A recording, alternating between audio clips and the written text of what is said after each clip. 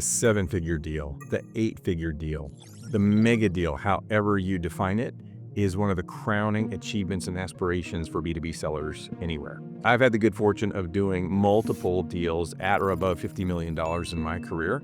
And today I want to walk you through the exact framework that I use to not only do it for myself, but I've also used with hundreds of sellers since I started coaching 6 years ago to be able to help them achieve their own mega deals. Let's get into it. So, how to close a 7 or 8-figure deal. So I've closed multiple 8-figure software deals throughout my career. And the crazy thing is the massive deals didn't take 10x the effort that the smaller ones did. In fact, once I learned the right framework, they actually closed faster. The problem is most enterprise sellers never learn how to do this. They're stuck doing tons of smaller deals, scraping and scratching just to hit quota, which leaves them burnt out by the end of the year. And this is a rinse and repeat that happens every single year. Meanwhile, the rep who closes a smaller number of larger deals actually winds up working fewer hours. So in this video, I'm going to break down the step-by-step framework that you can use to close your first or next mega deal as an enterprise seller. This is the exact framework that I use to close 3 deals over $50 million throughout my career. So I know firsthand that it works. Let's dive in. Most sellers walk a journey through their deals that looks something like this. They do high volume, low quality outreach that gets them to low level players. They get stuck with those lower level players and it takes them a long time to get to a small deal or a no.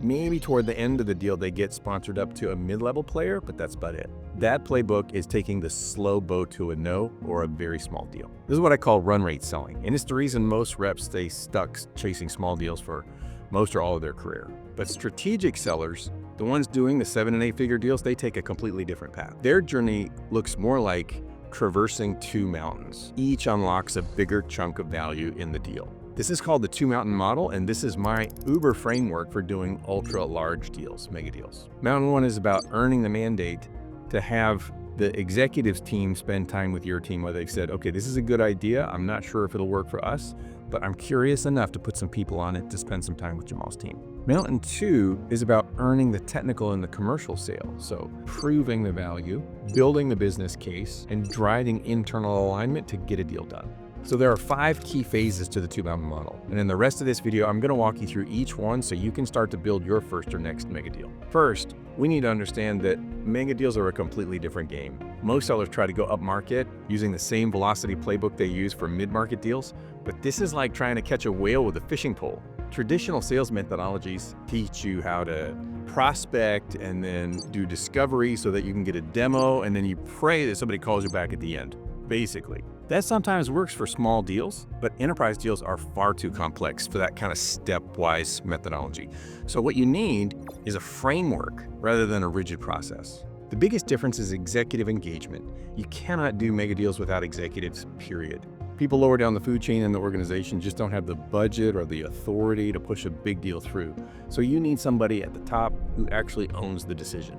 But most sellers do this backwards. They start at the bottom and try to work their way up, getting blocked by mid-level players who don't want to sponsor them to their bosses because they're risk averse. Meanwhile, the reps who do the massive deals go as high as they can, as fast as they can. So if you think of your accounts like mountains, most reps think to themselves is, oh, I'm a mountain climber. I've got to hike every step up this mountain to get to the top where the executives are.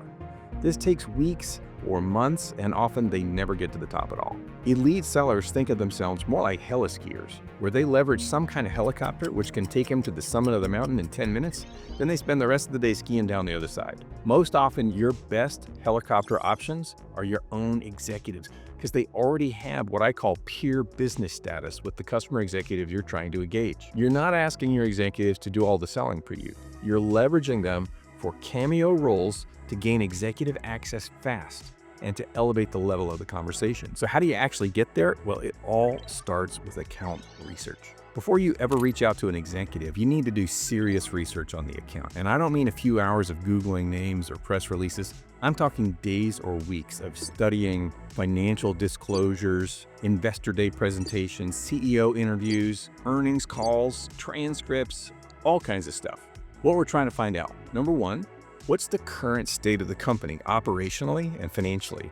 What problems are their executives focused on this fiscal year, and how does your solution help them fix it? You need to go this deep because enterprise deals are won on business impact and financial justification, not promoting your tech's features and functions. At the executive level, nobody cares. Most sellers know about their product and what it can do, but they have very little business acumen or financial fluency. And that's why they get stuck talking to mid-level managers who can't approve anything.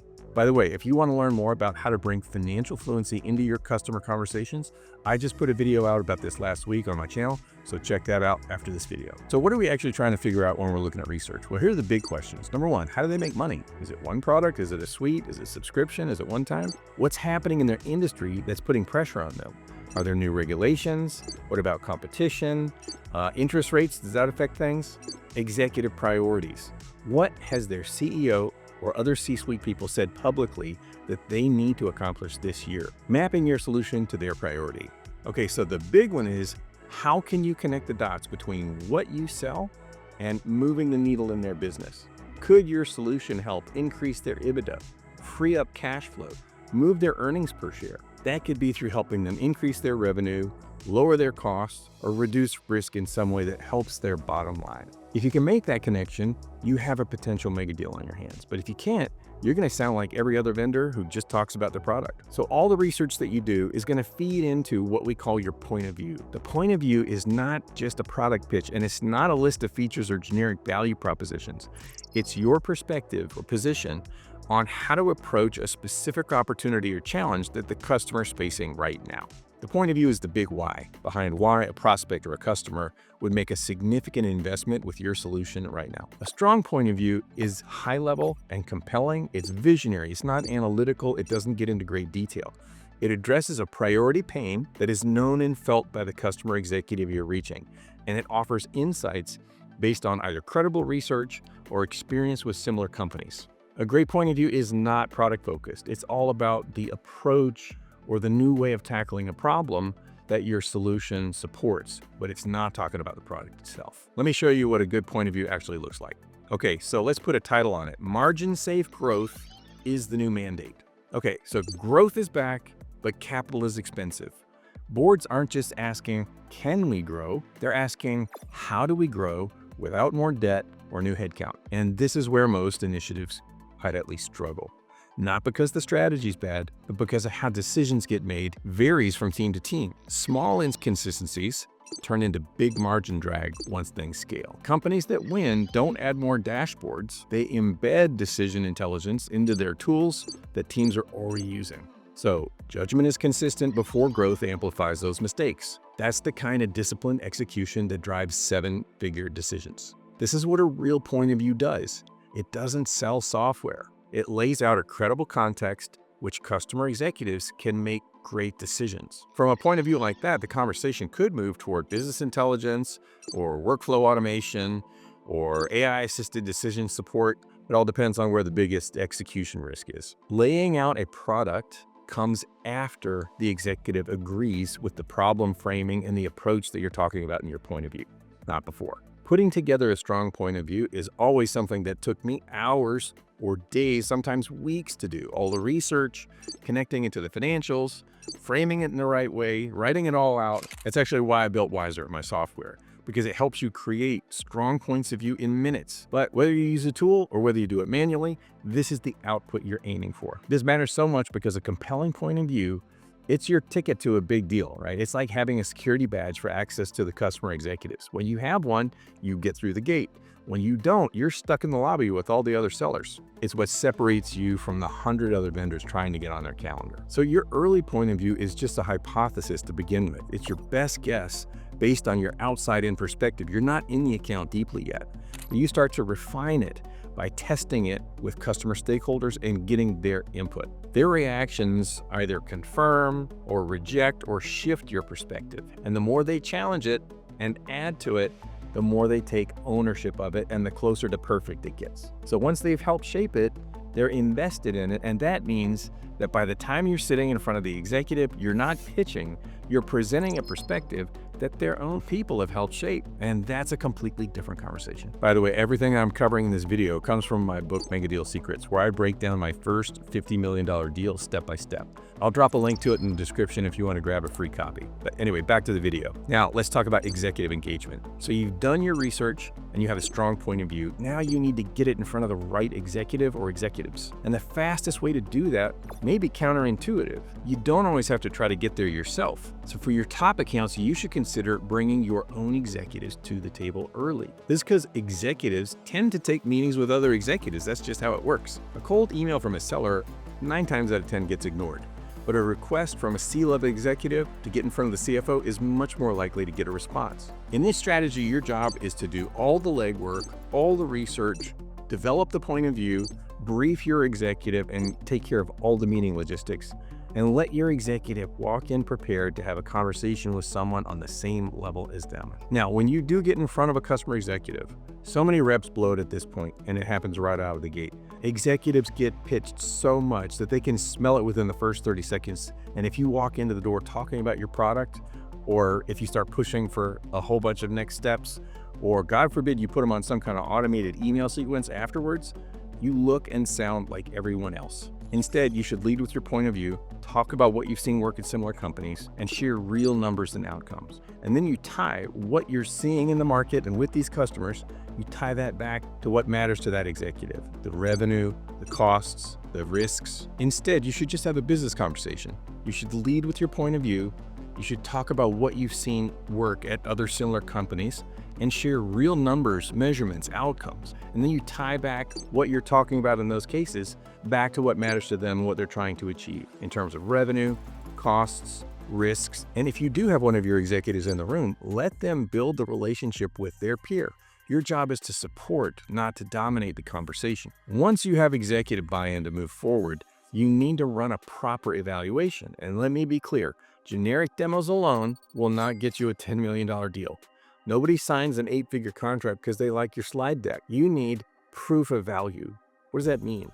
It means running a process that will yield the executive evidence and confidence that your solution will produce a result. It could be a POC, it could be a pilot, it could be a conference room exercise where you work with their data and their team, or you could identify specific use cases for that prospect and show them explicitly in your tool how they would be handled with your solution. A lot of sellers struggle here because at this stage, they let the evaluation drag on forever because they didn't set it up right in the beginning. POCs stretch on too long, or they lose momentum because people change jobs, priorities change, budgets get reallocated. So you need to set some conditions up front before you agree to do any kind of evaluation. I call those micro commitments. Just 2 examples of my go-to micro commitments are: 1, it's got to be time bound, because I don't want this thing to push into the next fiscal. The other one is that if they won't commit to a timeline, that tells you something about how serious they are in looking at what you do. And senior leaders need to attend the readout meeting at the end. This is a non-negotiable micro commitment. You should frame it something like, we've run these evaluations many times, and the most successful ones are where your senior leadership hears the results directly. I'll bring my executive so you have a peer in the room, and that way you'll be able to hear from the combined project team on what was done and what were the results. Getting buy-in that the executive and your executive will show up for the read-up meeting solves so many problems because it raises the likelihood that you're going to be able to stay engaged with that executive all the way to the end. And they're going to hear the final results from you and your team, not just internally.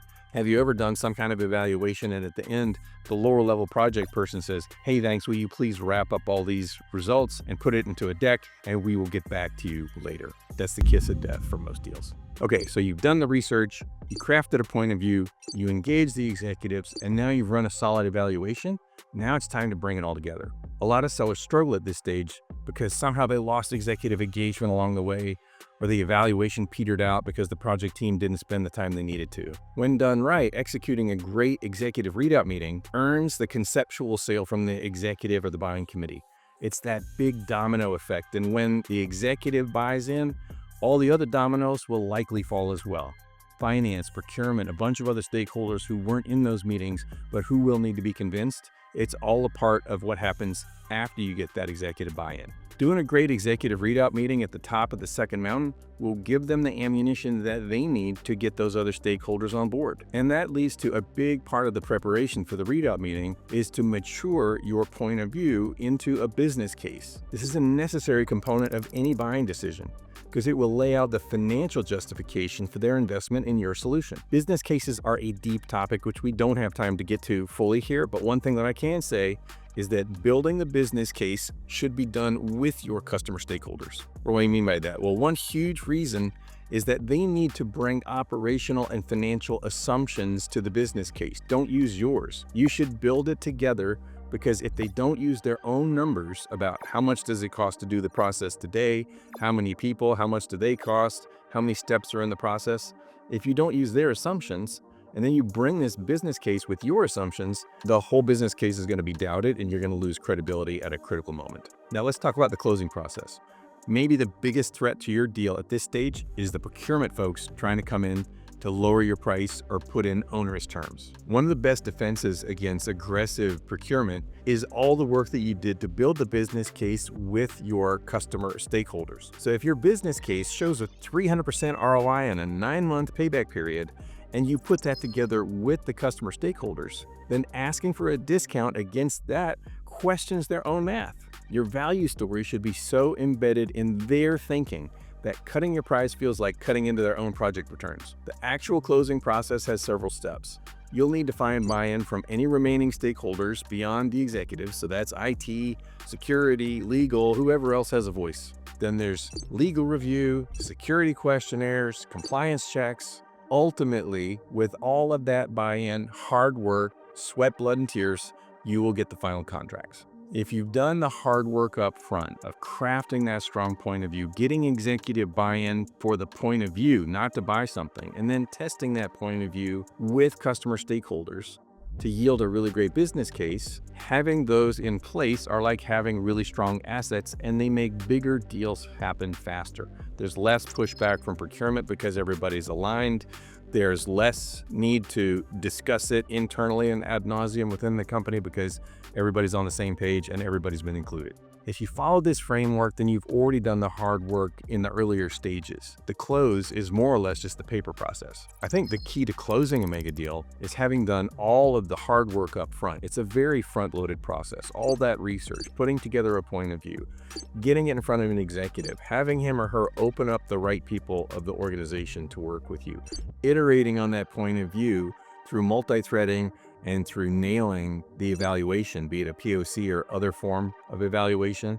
When all of that is done in advance, bringing it back to the executives at the end, getting the conceptual buy-in, and getting buy-in from everybody else is a lot easier. It's not like a walk in the park, but your chances of success are so much higher when you've done all that work up front.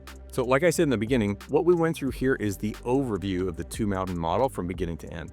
There's a lot more that goes into actually implementing this, of course. There's another 10 to 15 sub-frameworks that work within the two-mountain model, and of course I couldn't get everything done in one video. But that is why I wrote the book Mega Deal Secrets, and that tells the full story of my first $50+ million deal, and it breaks down exactly how you can do it too from beginning to end. Just click the first link in the description to get a free copy of the book. As if you're serious about closing your first mega deal in the next 12 months, this is exactly where you should start. So again, click the link below to get a copy of the book for free. And if you want to fully understand financial fluency like I mentioned earlier, then watch this video next.